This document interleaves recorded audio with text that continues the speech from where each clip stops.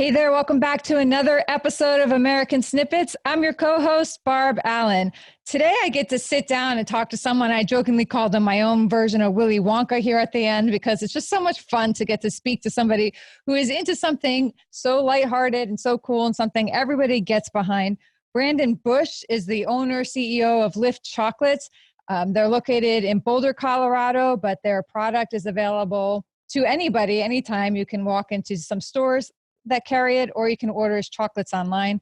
Brandon is a Marine Corps veteran, and he also serves in the reserves. He's had several deployments. He has served our country hardcore over the years, and now he is taking full advantage of all the opportunities that he and so many others have served and sacrificed for by building his own version of the American dream in a way that catches him a little flack from his fellow Marines, but all in good fun. It's excellent stuff. Brandon Busch, we are so happy to have you here today. Thank you for taking the time out of your schedule to join us. Thanks, Barb. I'm very excited to appear on your show. Yeah, and thank you. Before I forget too, thank you for being among the first to jump on and support our Great American Summit as a Patriot Pass sponsor. We super appreciate that and cannot wait to have you be a part of this event. And for everybody listening, pay close attention to what he does because he's going to be at that summit. You're going to get to bump into him, mingle with him, and if you're lucky, get to sample some of his amazing chocolates, which we have here, and I'm going to show you some in a little bit. Absolutely, Barb, and we're more than happy to contribute chocolate for everybody at your event. So, chocolate for everybody. We'll dial that back a little because there's going to be a lot of people. But that's like people say, "Hey, Barb, bring your kids over," and I show up with 4 kids, and like they all want nuggets at 10 o'clock in the morning. We're like, "Okay, not all your kids, Barb." So I take that in stride. Let's talk a little bit. I know I kind of like rambled through that intro, but we love. I love seeing everybody take advantage of the opportunities we have in this country. But for me, there's something I think a little special when I get to see our veterans come home, come back from their deployment, and then make that transition and step into the life that so many of us get to live back here at home without ever having to serve. And we know that we lose so many veterans, and that cracks it. You have a difficult time making that switch, finding that new purpose, that calling, or assimilating back into a world that doesn't necessarily understand them. So when I see stories like you and people like you who serve our country come back and then manage to leap that divide, and go on to build a successful, happy life, even though it's a struggle, it makes us super happy. So I'd love to get into all of that and talk about a little bit about your service, what led you to serve, and then coming back out of service, maybe what you faced or did you not face, anything of that gap, and then how you moved on to build from there, some lessons that you have to offer people looking to build and start their own company. You down with that? Sounds good, Barb. All right, let's go. So let's start with your service. What brought that about? It's always interesting to me to understand what led people to raise that right hand. Okay. Right after 9/11, I had graduated from college pretty recently. I wasn't doing too much with my life, and kind of saw other guys my age that were in Afghanistan and Iraq, and thought that I'm a capable young man and should probably be doing my part. So I joined the Marines. I had a grandfather in the Marines in World War II. He was on Nagasaki a few days after they dropped the second bomb. Wow. And so his service meant something to me. And so I didn't even go into the other offices. I went straight to the Marines.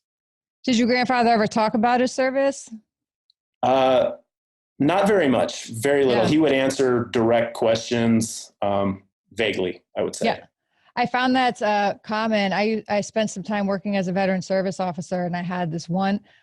A lot of World War II veterans come in, but one in particular struck me. He was World War II veteran coming in for the first time with his daughter by his side, and he came in to file a claim for PTSD from World War II, and it was the first time his daughter ever heard him speak about his experiences, and he went into specifics, and he talked about a couple of very precise, specific, horrifying, heartbreaking moments that happened. And his daughter was in tears next to him, and and he was in tears. And so that's why I ask, because it's easy for people to kind of move on, or you look at our World War II veterans smiling today, but maybe kind of forget that they went through some things too. And to just compare and contrast the difference in how they came home and how you all came home.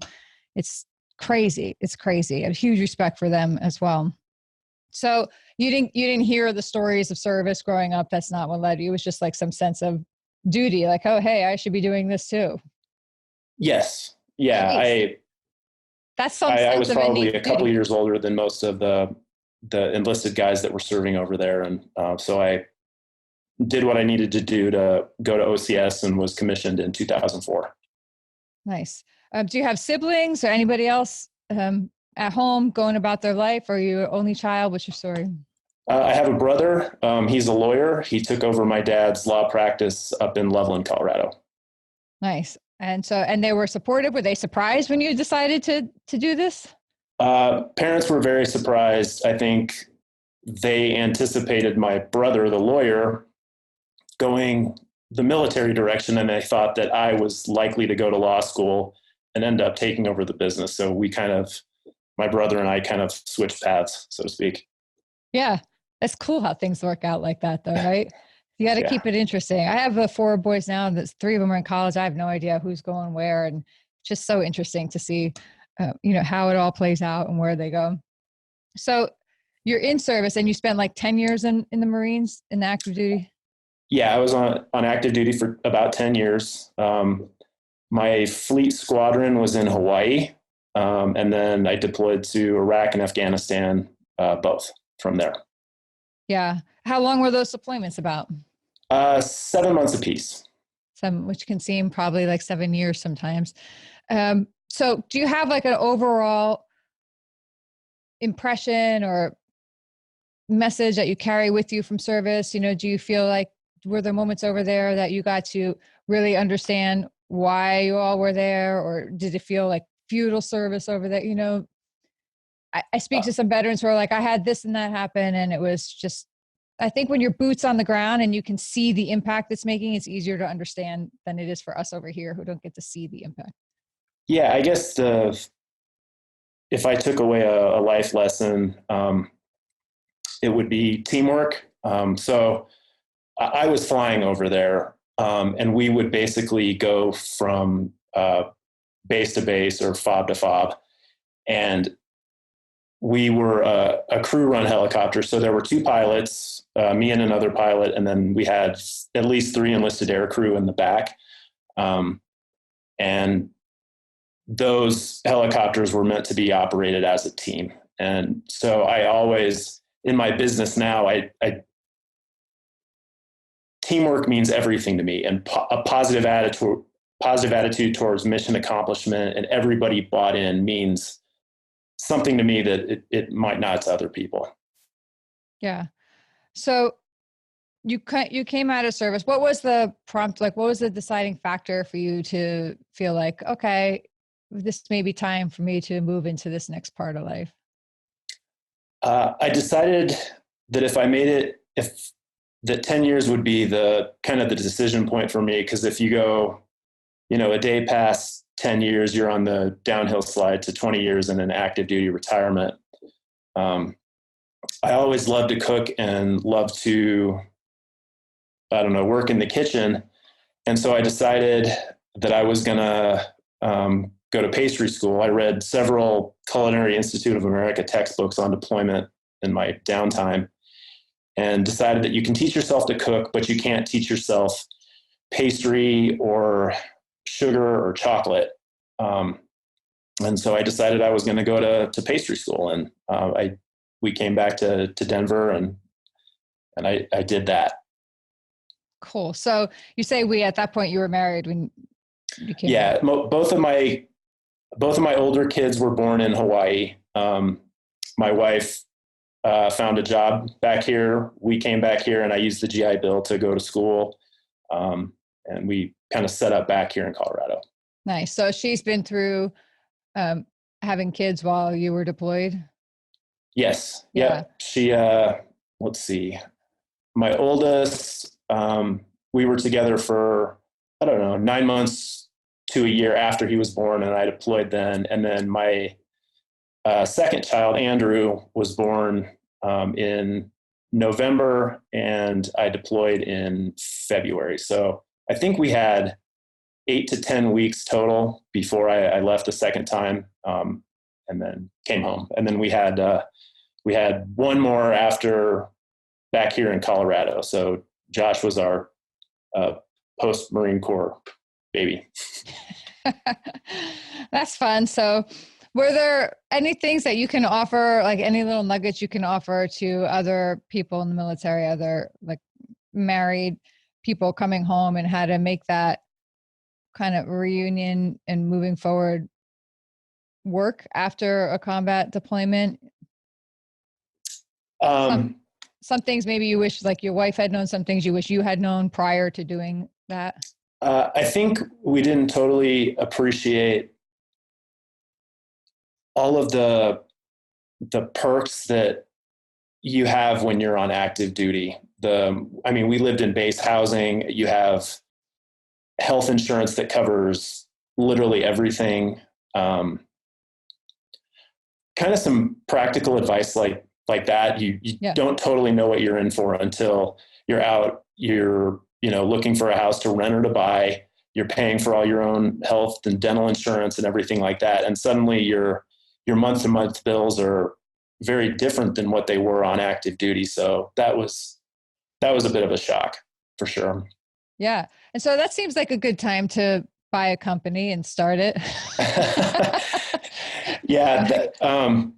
So I did take a big risk with that. I used my retirement that I had saved over, my time on active duty and my deployments. I pulled it. I took a penalty on the early withdrawal and I went for it. And I guess I also believe in risk reward pretty strongly. Yeah. And so obviously, your wife had to get on board with that. So how do you think that would have worked if you had a spouse maybe who was like not into that, who was like completely risk averse? Do you think it's possible for somebody to take a chance like that or to do these things if both of you aren't open to it? No, I think it would be very hard to do something like that if I didn't have her support. So she wasn't thrilled about it, but she also, I think she came to the point where she decided, you know what, this means a lot to him. I'll support him and I'll help him. And so if someone else were trying to make that decision, if your significant other isn't supportive of it, I think it would be much more of a challenge, and I introduce a lot of strife into your personal life. Yeah, definitely. I get messages from people who are like, hey, Barb, I would love to start this business, this company, but my husband or my wife is like, oh, hell no, we're not doing this. What do I do? I'm like, I'm not a marriage counselor. I can't answer that question, but just from having done this and walked this path here with Dave, I know how hard it is to just go on your gut and know that it's going to happen and know that it's for a purpose. And I cannot imagine doing it if he and I were not fully invested in it together. So I think that's just a huge point for people. And sometimes people have to decide like what's more important for like, what is their heart going to lead them to, right? And I know that some people split because of that, but just a different path for everybody to take. So you decided you went to college for pastries and all that. And then I like how you looked at this. I don't know. I just like the approach you took. It seemed to make such sense to me that you bought a company that was already existing instead of trying to build something from the ground up. And what a cool way, to do that. And I'm sure that was maybe even a higher financial stake, but man, how worth it was that instead of trying to just. It was very worth it. And I didn't fully appreciate it until, almost until now.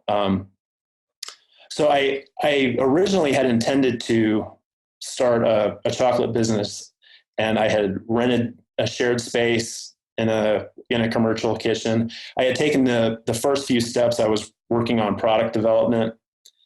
And then I really was in the right place at the right time. And a business came for sale in Boulder, and the products were fantastic. The quality was what I wanted to represent.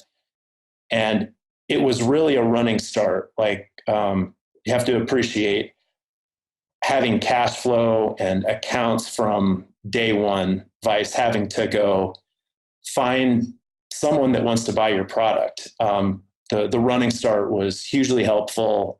So we've built on that. We've rebranded some things. I've started offering a lot of my own things, but the running start was crucial for us. Yeah, I imagine so. And was there like, did I see that the owner of the company that you bought, or was this a different person, stayed on to kind of support you and almost serve as like a mentor in the business? She did, yes. One, she is a fantastic chocolatier. She's very talented, but she's also a very savvy businesswoman. And she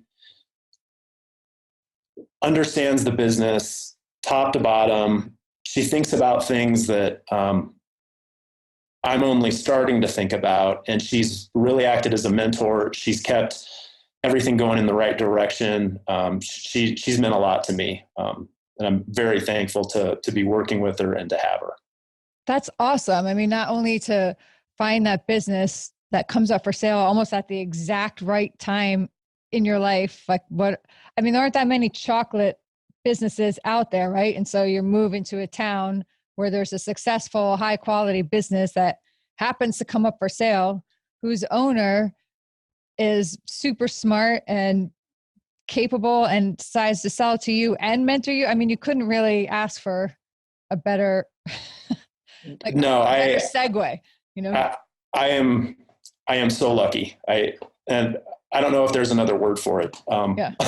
It's like the moons and stars aligned and said, Brandon, go do this now.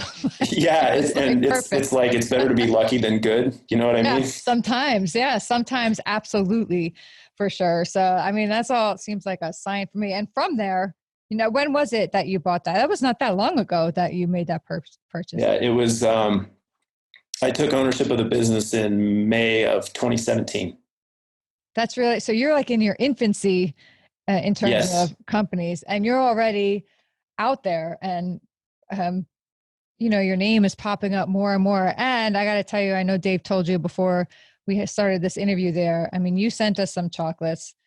And man, they're good. They are some good stuff. I'm going to hop up here. I'm going to show you people watching this on video. I still got this bad boy right here. We just came home Friday night and you had sent us this freaking turkey. Who knew that turkey? I'm going to hold that up so people can see. This is available on Lift Chocolate right now. Obviously, we're going into Thanksgiving next week. Dudes, I would recommend, if you want some chocolate, you want an interesting, unique centerpiece, hop on Lift Chocolate and grab yourself one. I may have bust into the smaller size one, the dark chocolate, and you know, it does not disappoint. Let's say that. Who knew turkey? That's my favorite kind of turkey I think I've ever had. I usually skip the turkeys, go to salad, mashed potatoes. This turkey is all mine, man.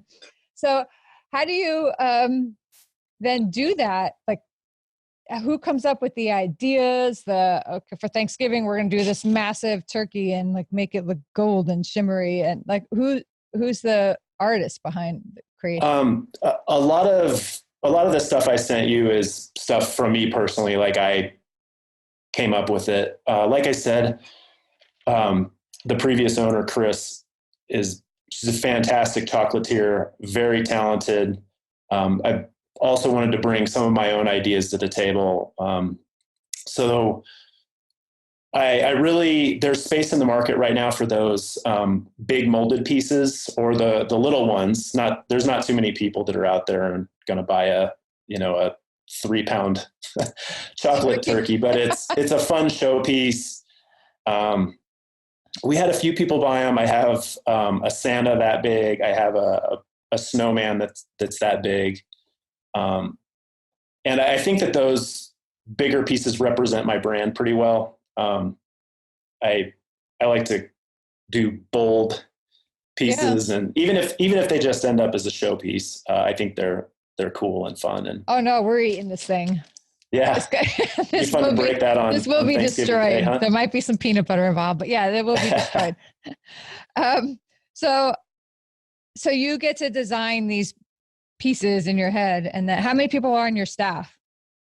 Um, I just reached 18 between full-time, part-time, and seasonal.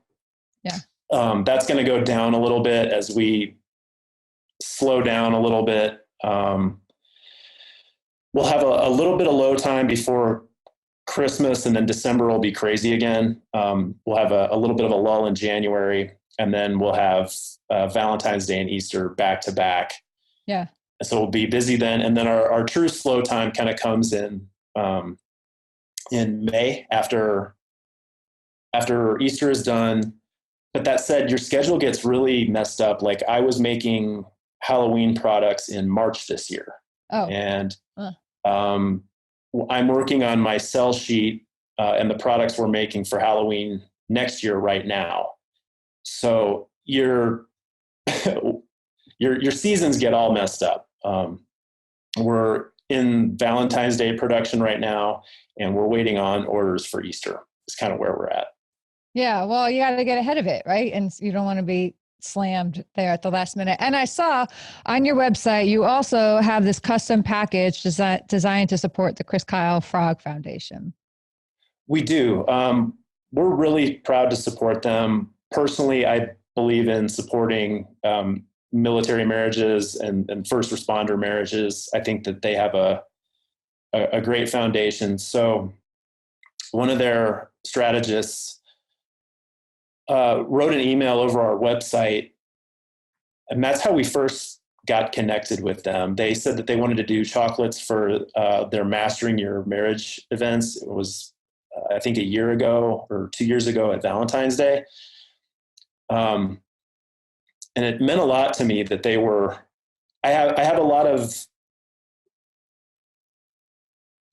I just really liked what they did. And so several months later, I wrote that person back and said, I really appreciate what you guys are doing. If I can contribute more, tell me how. And so I've been sending truffle boxes to their Mastering Your Marriage events. I sent some Chris Kyle discs for their gala, and then we're doing a promotion, and all of the kickbacks are going to Chris Kyle with a special truffle box for them, and it also comes with one of the discs. So that's pretty cool. So have you thought about like if there are a lot of corporations and companies and nonprofits out there, is this something that you're looking to do on a bigger basis? Like if a company says to you, hey, we have our annual event this year, we'd like to order 1,000 of these boxes for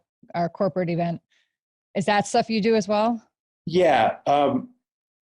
So in December, that's typically when we get most of our corporate orders, and it's usually tied to Christmas. We do a lot of custom stuff. About 55% of our business is wholesale. So Whole Foods, Pharmaca out west, some smaller chains in the Northwest. We do amenities for hotels, and then retail and corporate orders. Usually we start getting those this time of year, and we do a lot of custom work. What is have you had a disaster in making a batch or some kind of thing that just went horribly awry? Yes, we've had, I've had some pumpkin truffles go bad and had to have them pulled off the shelf. I've had some other truffles go bad. How does a truffle go bad? So what happens is you have a chocolate outer shell, and usually there's a ganache or a caramel, some sort of center like that. If you pipe the ganache, the center filling, when it's at the wrong temperature or too thick or anything like that, you can leave air bubbles in the center of the truffle. And so you leave oxygen in there in a moist environment for, Okay. bacteria or whatever to start forming, and it becomes pretty gross in there. So you really have to do it the right way. And yes, we have had some disasters, but those are few and far between and will never happen again. So yeah, no, everybody has disasters. I feel like if you don't crash and burn at some point, then, you're just not out there hard enough doing it, because I think you should always be working above your level a little bit, or above, and that's how you learn. And plus you can't help, like, sometimes people are human, right? And things go wrong. There's no accounting for every single scenario, and some bizarre stuff is going to happen. Some uncommon things are going to take place. What are the odds of that? Well, pretty good, because it happened, kind of thing. You're going to have those moments, like in everything, in day-to-day life. You're going to walk outside and both your tires are going to be flat in your car. Like, stuff happens, right? And you just got to roll with it. And I think that's just an important part of everything you do, but definitely in a business, and you just have to bounce back from that. absolutely. Yep.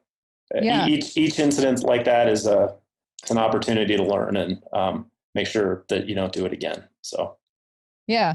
What are some of the big successes that you had that also you learned from and helped kind of lift you up and push you forward a bit?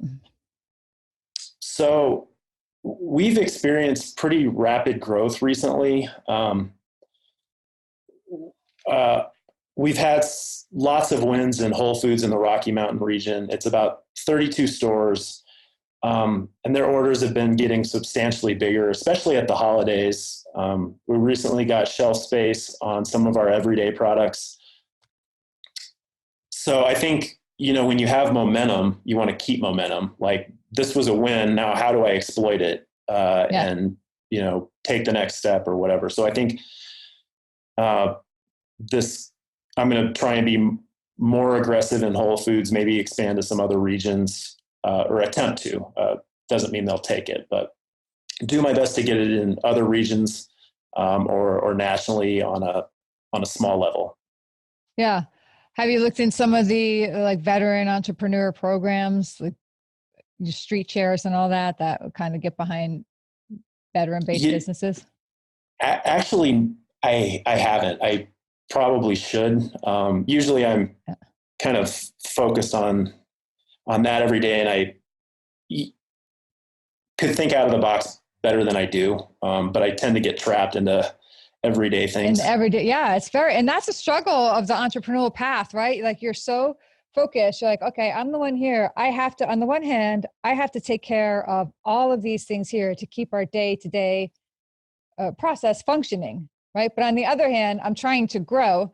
So I need to have time to do that here. Plus, hey, I have the family at home and the kids, and I have to drive to Little League, and I have to get this done and that done, and the boiler broke, and I need to, like, it's hard to take care of all that. It is something. I mean, something's going to fall out all the time. So yeah, and it's hard to maintain. I've spoke to somebody. I will never forget this one person I spoke to. Super successful, like massively successful entrepreneur and business person, who just looked me dead in the eye, and he's like, well, my kids, I see them for an hour a day, and that's all they need from me. They don't need me more than an hour a day. And I was like, oh, okay.